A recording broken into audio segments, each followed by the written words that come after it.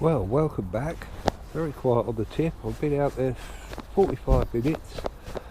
Two tiny little drop back bites, but that's all.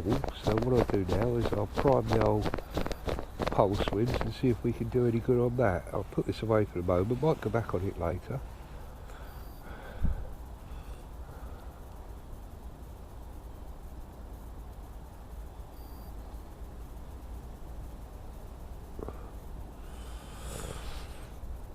It's a warm day today, but we have had several cold nights. That's what's quieted the fish down. That and the fact that the cormorants are now visiting on a regular basis. That doesn't help. That keeps the fish very spooked.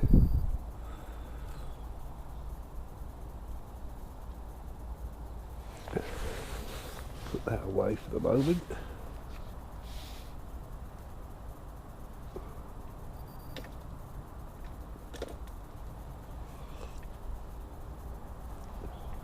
Right, what I'm going to do is, with the small feeder pot, I'm not going to feed any big pots today, I'm going to use the small feeder pot. I'm going to put a reasonable quantity of micros in there, like so, just a few maggot, and pop that out over the 11 metre line. This is the first bait I've put out today.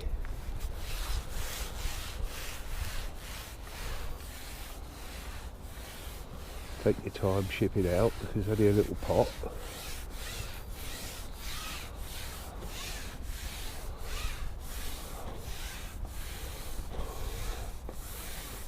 I'm going to line it up with those trees, that green piece of tree out there.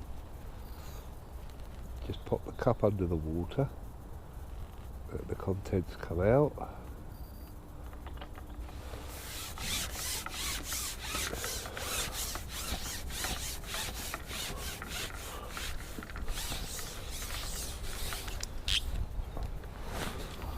And on the other line, I should be putting in a little pellet of ground bait, as you saw us do earlier.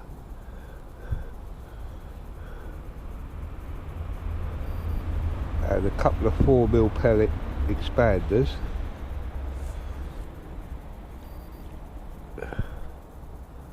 Just 2 or 3 of those. And I shall put an expander on the hook and we'll see what happens.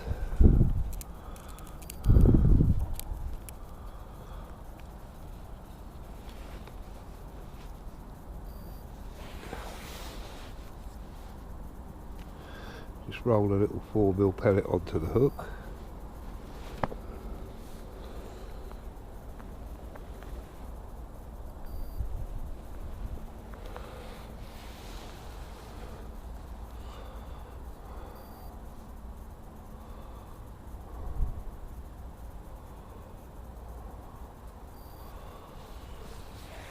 Like so. We'll put that out in that lighter coloured water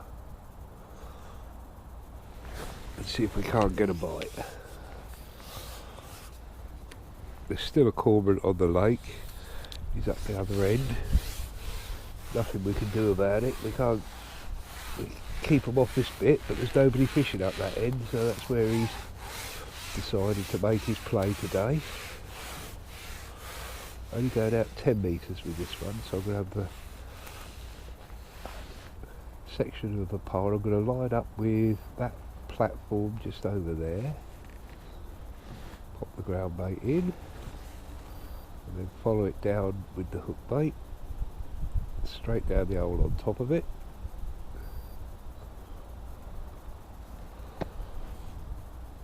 As you can see, a black coloured float in light water. Great, you probably can't see it through the camera, but that's sitting there lovely. If I moved it into the dark coloured water, it would be really tricky to see. That's why I've got an orange float on for that line. But this is absolutely perfect. I'm fishing just over depth, and I've got a number 11 stop about 2 inches from the hook. So should I get any little lifts or anything like that, should register on the float pretty well.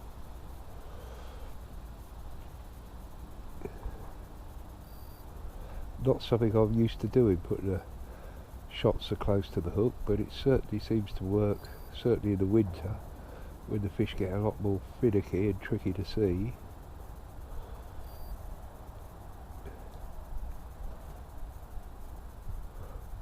There's a good head of silverfish in here, as you've seen in previous videos, but you'd be amazed how difficult it is to get a bite once we've had a lot of cold weather or cold water or a combination of both. You wouldn't think there's hardly any fish in here at all. And as for the carp, well, they should be slowing right down now.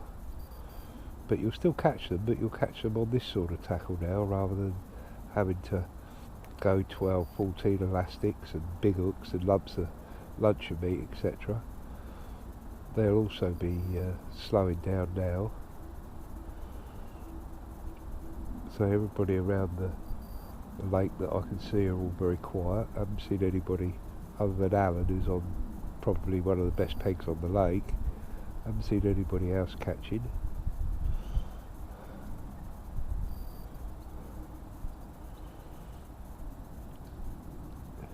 A little indication there of a fish in the area, not a bite, but definitely a fish in the area.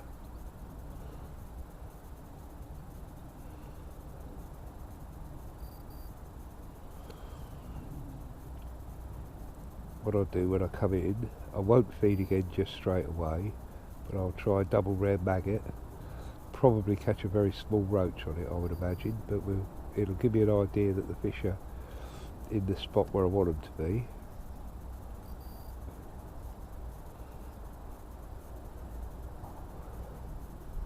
I've got a competition on Sunday down on the Royal Military Canal at Ladies Walk. Looking forward to that, even though it's going to be hard.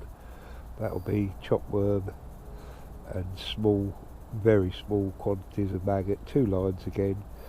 I think it's going to be wet, so it'll be all fished under an umbrella, which is not so bad there because it's poled pretty much all the way. Some of the blokes might put a feeder up, but personally I don't think so this time of year. It's only 17 metres wide. There isn't really a lot of point to it.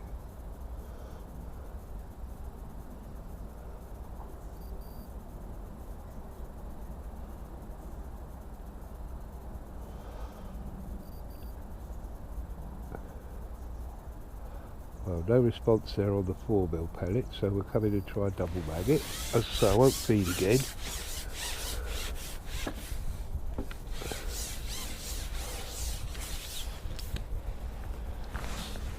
Soft pellet's still on, so that's fine. Right, double red maggot.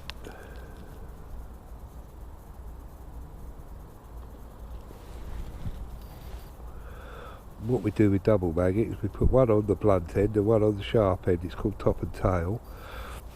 Just stops them spinning when they're in the water.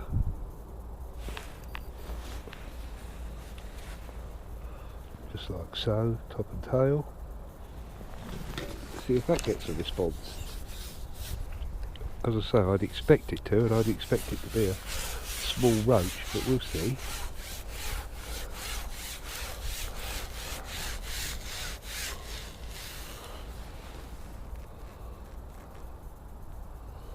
Pop it down over the ground bait, even though it's only a minuscule amount we put out there. This will just let us know if there's any fish in the area.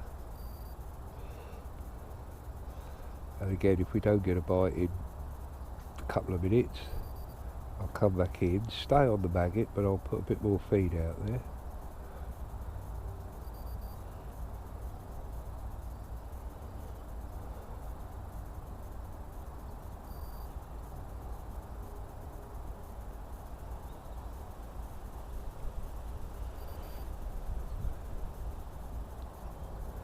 This really does give you an indication of how quiet the fish have gone. That's just 2 red maggots on the hook. I'm only on 012 hook length, I can go a bit lower, but I'm loath to because we know the size of the carp that are in here. If I get one on this 6/8 elastic and an 012, I'd be pretty confident of getting in. But 010's pushing your luck a little bit, especially when it comes to the landing stage. That's when it's crucial. They dive into the bank or whatever. You haven't got an awful lot of control. A little bite then. And we got one, and it is a little roach.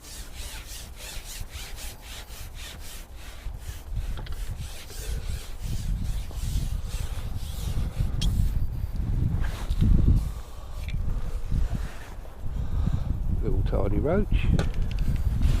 Oh, and he's very cold as well. But that's okay. It's a fish. Right, I'll change the maggots. Go again, 2 reds. Top and tail.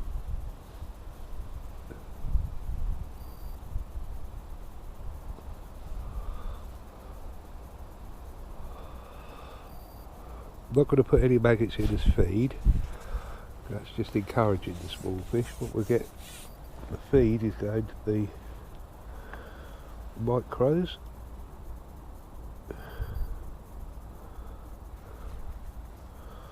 And a couple of little 4mm expanders. That's it. We'll go out and see if we can get another one.